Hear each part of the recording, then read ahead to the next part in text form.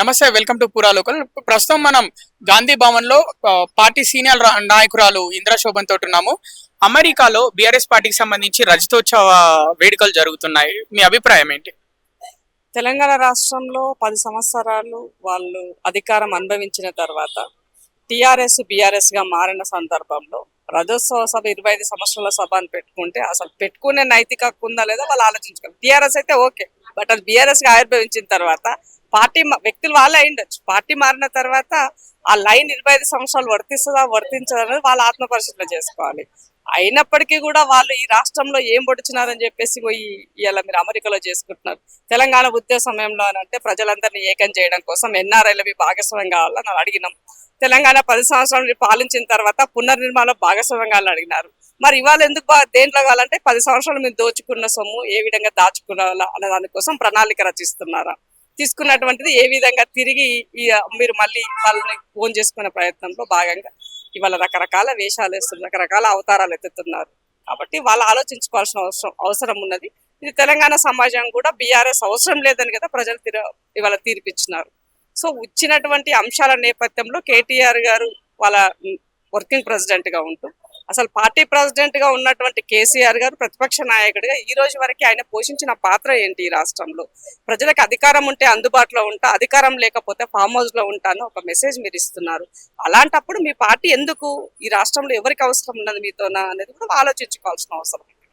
మరోవైపు అంటే తులం బంగారం విషయంలో వీళ్ళు బంగారం గోల్డ్ కాదు కదా, రోల్డ్ గోల్డ్ కూడా ఇవ్వలేరు కాంగ్రెస్ ప్రభుత్వం అని కేటీఆర్ వ్యాఖ్యలు చేశారు.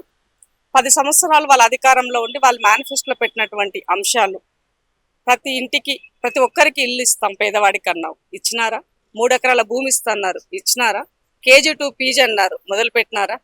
సో మీరు నిరుద్యోగ వృత్తి అని చెప్పినారు, కనీసం దాని ఎజెండాను ఏమన్నా రెడీ చేస్తున్నారా? ఏది చేయలేదు కదా.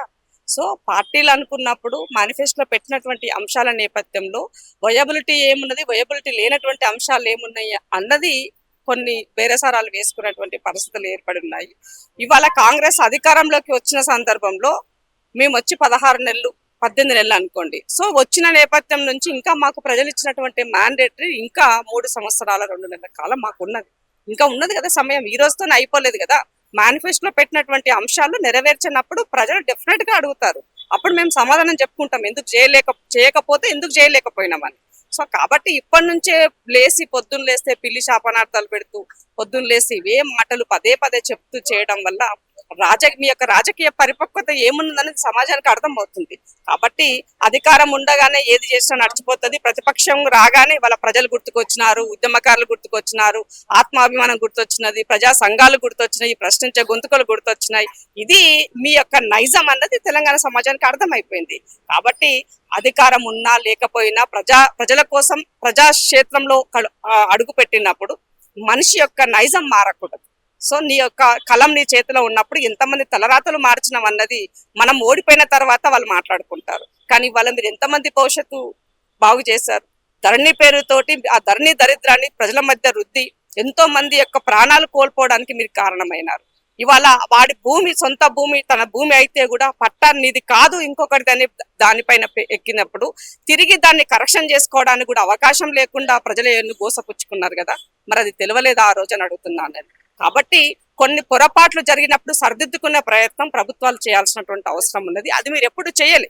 ఇవాళ ఆనాడు ప్రతిపక్షంలో ఉన్ననాడు మేము మాట్లాడినాం, ఇవాళ అధికారంలోకి వచ్చిన తర్వాత ఇవాళ ధరణి అనేది భూభారతిగా మారిన తర్వాత దానిలో ప్రక్షాళన దిశగా అడుగులు వేస్తూ ప్రభుత్వం ముందుకెళ్తుంది.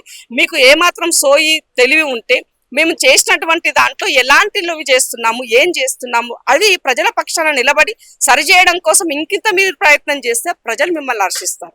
అవి వదిలేసి సంపాదించిన డబ్బున్నది కదా, ఇవాళ దేశ విదేశాల్లో తిరిగి మా చేతిలో ట్విట్టర్ ఉంది కదా, మా చేతిలో పైసలు ఉన్నాయి కదా, మా చేతిలో యూట్యూబ్ ఛానల్స్ కొన్ని మేము చెప్పిన వాళ్ళు ఉన్నారు కదా, మా చేతిలో పెయిడ్ ఆర్టిస్టులు ఉన్నారు కదా అనేది మీరు రాజకీయాలు చేస్తే అది సరి అయినది కాదు. ప్రజాక్షేత్రంలో ప్రజలు ఎప్పుడూ కూడా ఇవాళ ఈ రోజు వరకు కూడా ఇందిరాగాంధీ పేరు ఎందుకు గుర్తు చేస్తున్నారు, ఈ రోజు వరకు కూడా రాజీవ్ గాంధీ పేరు ఎందుకు గుర్తు చేస్తున్నారు, ఈ రోజు వరకు కూడా అవసరమైన సందర్భాల్లో వాజ్పేయి పేరును ఎందుకు గుర్తు చేస్తున్నారు ప్రతిపక్ష నాయకుడిగా. కాబట్టి అది వాళ్ళు ఆలోచించుకోవాల్సినటువంటి అవసరం ఉంది. సో రాజకీయాలు అనేవి ఇవాళ టెంపరీగా కాకుండా శాశ్వత ప్రాతిపదికగా ప్రజానాయకులు ఉండాల్సిన పరిస్థితులు అయితే వచ్చాయి. బీజేపీ పార్టీలో బీఆర్ఎస్ పార్టీ విలీనం అవుతుంది అనే వార్తలు వస్తున్నాయి. స్వయాన కేసీఆర్ కూతురి ఆ వ్యాఖ్యలు చేశారు. అంటే ఎలా అనిపిస్తుంది ఆ వ్యాఖ్యలు? ఈ విషయాన్ని ముఖ్యమంత్రి రేవంత్ రెడ్డి గారు గతంలోనే చెప్పినారు. కాంగ్రెస్ పార్టీ కూడా చాలా రోజుల నుంచి ఇదే విషయాన్ని మాట్లాడుతూ వస్తుంది. బట్ కవిత గారు కేసీఆర్ కూతురుగా తను చెప్పినటువంటి మాటలు అబ్సల్యూట్లీ 100% రైట్ అనే దానికి ఇవాళ సమాజానికి నమ్మే విధంగా ఇవాళ ఇచ్చిన స్టేట్మెంట్. సో బీజేపీ బీఆర్ఎస్ రెండు కూడా అధికారంలో 10 సంవత్సరాలు వాళ్ళ కేంద్రంలో ఇటు రాష్ట్రంలో కలిసే పని చేశారు. ఓడిపోయిన తర్వాత కేసుల నేపథ్యంలో అయ్యుండొచ్చు, జరుగుతున్నటువంటి వివిధ కారణాలు అయ్యుండొచ్చు. ఇవాళ వీటన్నింటి నుంచి బయటపడాలి అని అంటే 100% కేంద్రం యొక్క మద్దతు కావాలి, మోదీ యొక్క ఏమంటారు బ్లెస్సింగ్స్ కావాలి. సో బీజేపీలో చేరితే వాషింగ్ మిషన్ ఎలాగూ ఉన్నది కాబట్టి ఆ స్కీమ్ లో చేరినట్లయితే అంతా బరక్ మాఫీ అవుతుంది అన్నటువంటి ఒక ఆలోచనతోటి కవిత గారు జైల్లో ఉన్నప్పుడు వీళ్ళు పెట్టినటువంటి ప్రపోజల్ విషయాన్ని గుర్తు చేశారు. నేను ఏమడుతున్నానంటే నిజంగానే అంటే కేసీఆర్ గారి యొక్క పార్టీ, కేసీఆర్ గారి యొక్క నైజము ఈ సమాజం మరొకసారి గుర్తు చేస్తుంది అంటే ఆనాడు కాంగ్రెస్ తెలంగాణ ఇస్తే నా పార్టీని విలీనం చేస్తా అని చెప్పేసి సోనియా గాంధీ గారికి ఇచ్చిన మాట తప్పినారు. తెలంగాణ ప్రజల కోసం, తెలంగాణ రావడం కోసం ఆ రోజు ఉన్నటువంటిది. ఆ రోజు విలీనం చేయనటువంటి మీరు ఇవాళ నీ బిడ్డ కేసు కోసం, మీ కేసుల కోసం, మీ రాజకీయ అస్తిత్వం కోసం, మీ అధికారం కోసం ఇవాళ పార్టీని బీజేపీలో విలీనం చేస్తామనంటే ఆనాడైనా ఈనాడైనా ఎన్నడూ కూడా మీకు ప్రజల పట్ల చిత్తశుద్ధి గాని, ప్రజల సేవ గాని, ప్రజల బాగు కోసం గాని మీ పార్టీ ఆలోచించలేదని సుస్పష్టం. ఆనాడైనా కుటుంబం కోసమే పనిచేశారు, ఈనాడైనా మళ్ళీ కుటుంబం కోసమే పనిచేస్తున్నారన్నది సుస్పష్టం. కవితకు బీజేపీ పార్టీ అంటే పడదు అని క్లియర్ గా తెలుస్తా ఉంది, ఇండికేట్ వస్తా ఉంది. సో ఈ టైంలో ఒకవేళ కాంగ్రెస్ లోకి కవిత వస్తానంటే ఆహ్వానిస్తారా? బీజేపీకి ఆమె దూరం ఏమి కాదు, ఇది తప్పు. ఎందుకనంటే బీజేపీకి నిజంగానే ఆమె దూరం అయ్యింటే అసెంబ్లీ ఎలక్షన్ల ముందే కవిత అరెస్ట్ అయ్యింది. సో కవిత అరెస్ట్ అవ్వడానికి కారణం ఏంటి? ఆ రోజు ఆమె అరెస్ట్ చేయకపోవడం వల్ల ప్రజలు నమ్ముతలేరు బీజేపీని అనే ఉద్దేశంతో పార్లమెంట్ ఎలక్షన్ల ముందు ఆమె అరెస్ట్ అయ్యింది.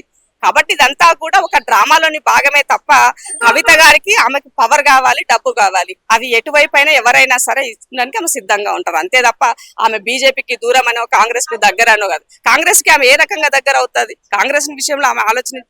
సో ఇదంతా జస్ట్ ఎందుకంటే ఇప్పుడు ప్రతిపక్షంలో ఉన్నది వాళ్ళు రెండే, బీజేపీ బీఆర్ఎస్. నువ్వా నేనా వాళ్ళు తేల్చుకునే పనిలో ఉన్నారు. కాంగ్రెస్ అధికారంలో ఉంది, నాకేం నష్టము? ఆమె పార్టీ పెడితే నాకేంటి, పార్టీ పెట్టకపోతే నాకేంటి, ఆమె ఏం పెట్టుకుంటే నాకేంటి, నాకేం సంబంధం లేదు కదా. కాంగ్రెస్ అధికారంలో ఉంది, నా ఓట్ బ్యాంక్ నాకు ఉంటుంది. ప్రతిపక్షంలో ఉన్నటువంటి ఆపోజిషన్ ఓటు మాత్రమే వాళ్ళిద్దరు వేసుకోవాలి.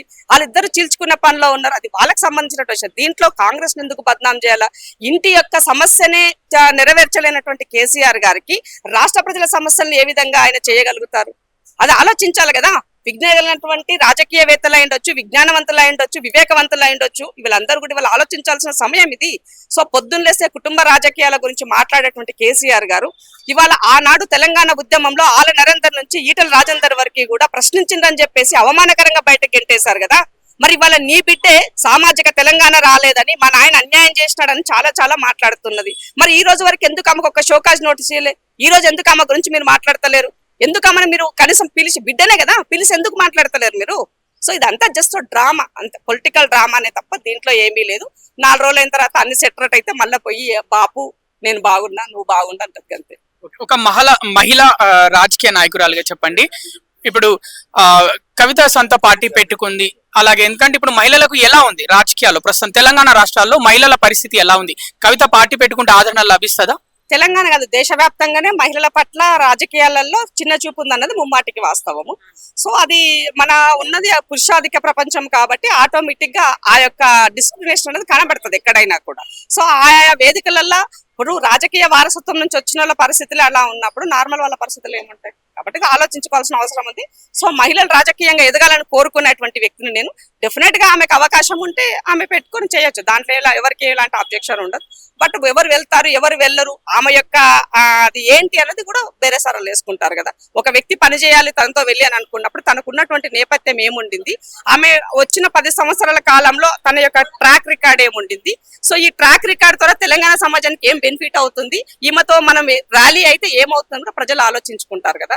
కాబట్టి అల్టిమేట్ గా మహిళ యొక్క నాయకత్వం లక్షణాలు పెరగాలి, మహిళలు రాజకీయంగా ఎదగాలి. మహిళలు ఇవాళ అన్ని దాంట్లలో రాణిస్తున్నారు, రాజకీయాల్లో కూడా కొద్దిగానే అవుతున్నారు. కానీ ఫుల్ ఫ్లెడ్జెడ్ గా 33% మేము 50% ఉన్నాం చేయాలనేటువంటి పరిస్థితి రాజకీయాల్లో ఉన్నది. కాబట్టి సో డెఫినెట్ గా ఆమె ఇచ్చేటువంటి దానికి ఎంతవరకు ఆదరణ దొరకదో మనం వేచి చూడాల్సిన అవసరం. ఎందుకంటే లాస్ట్ నిమిషం వరకు ఆమె చేసినటువంటి లిక్కర్ స్కామ్ అనేది ఆమె జీవితాంతం రాజకీయాల్లో ఉన్నంత వరకు ఆ పేరు అనేది ఆమెకు ర్యాలీ అవుతుంది. సో ఒక ఉమెన్ ఒక లిక్కర్ స్కామ్ లో ఉంది అనేది చాలా పెద్ద అదిగా మనం చూస్తాం. ఎవరు అంటే దట్టు మన తెలంగాణ కల్చర్ లో ఈ యొక్క మహిళలు లిక్కర్ అనే దానికి మనం చాలా అదిగా దూరంగా చూస్తాము.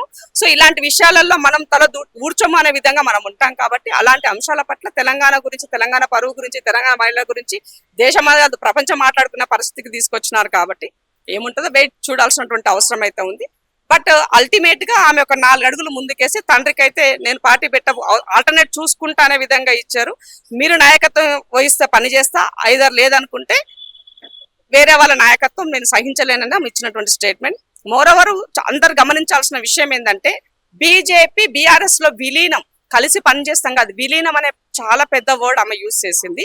కాబట్టి ఈ సమాజం కూడా అర్థమైపోయింది అందరికీ కూడా బీజేపీ ఏంటి అనేది, బీఆర్ఎస్ ఏంటి అన్నది. రెండో విషయం ఏంటంటే ఈ రాష్ట్రంలో జరిగేటువంటి దాంట్ల పట్ల సోషల్ మీడియాలో పెద్ద ఎత్తు నుంచి కాంగ్రెస్ పార్టీ ముందు నుంచి ఖండిస్తుంది బీఆర్ఎస్ చేసే వాటిని ఒక పెయిడ్ ఆర్టిస్టుల ద్వారా.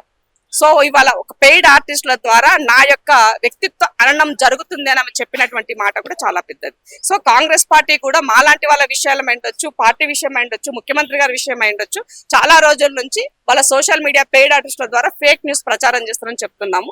సో అది ఆమె ద్వారా మరోసారి ప్రూవ్ అయింది తేటతెల్లమే. ఇక చివరి ప్రశ్న, తెలంగాణ రాష్ట్రంలో కాంగ్రెస్ ప్రభుత్వం పట్ల మహిళల ఆదరణ ఎలా ఉంది? వాళ్ళ కోసం మీరు ఫ్రీ బస్, ఉచిత మహాలక్ష్మి పథకం పెట్టి ఉచిత బస్సు ఇస్తున్నారు, గృహజ్యోతి పెట్టి 200 యూనిట్లు ఫ్రీగా కరెంట్ ఇస్తున్నారు, ఇంకో ఎన్నో స్కీమ్స్ వ్యాపారాలు పెట్టిస్తున్నారు.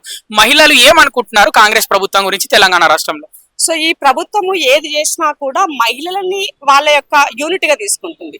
మహిళలకే అధికారం ఇవ్వాలని ప్రభుత్వం అనుకుంటుంది. ఎందుకు అనంటే ఎప్పుడు కూడా ప్రజలకి ఆర్థిక స్వావలంబనతో పాటు రాజకీయ స్వావలంబన జరగాలి. ఆర్థిక స్వావలంబన ఇచ్చేదానికి మొదటి దఫలో ఇప్పుడు మేము అడుగులు వేస్తున్నాం. సో ఈ ఆర్థిక స్వావలంబన ద్వారా వాళ్ళ ఇల్లు ఎకనామికల్ గా స్ట్రెంత్ అయినట్లయితే ఫ్యామిలీ స్ట్రెంత్ అవుతుంది. ఆటోమేటిక్ గా ఆ గ్రామము, ఆ మండలము, ఆ జిల్లా, ఆ రాష్ట్రం అన్నది ఎంపవర్మెంట్ వైపుకి వెళ్తుంది అన్నది నమ్మినటువంటి పార్టీ కాంగ్రెస్ పార్టీ. ఇది ఆనాడు ఇందిరాగాంధీ నుంచి వచ్చినటువంటిది. సో ఇవాళ అది కొనసాగింపుగా ఇవాళ రేవంత్ రెడ్డి గారు పూర్తిగా ఏ సంక్షేమ పథకం వచ్చినా కూడా మహిళలకే పెద్దపీట వేస్తున్నారు, సెల్ఫ్ హెల్ప్ గ్రూప్లకి పెద్దపీట వేసి పనిచేస్తున్నాం. కాబట్టి ఇవాళ ఈ దాన్ని మనం అందరం కూడా హర్షించాల్సింది. ఒకవేళ ఎక్కడైనా చిన్న చిన్న మిస్టేక్స్, పొరపాట్లు జరిగితే అవి సరిదిద్దుకోవడానికి ప్రభుత్వం కూడా సిద్ధంగా.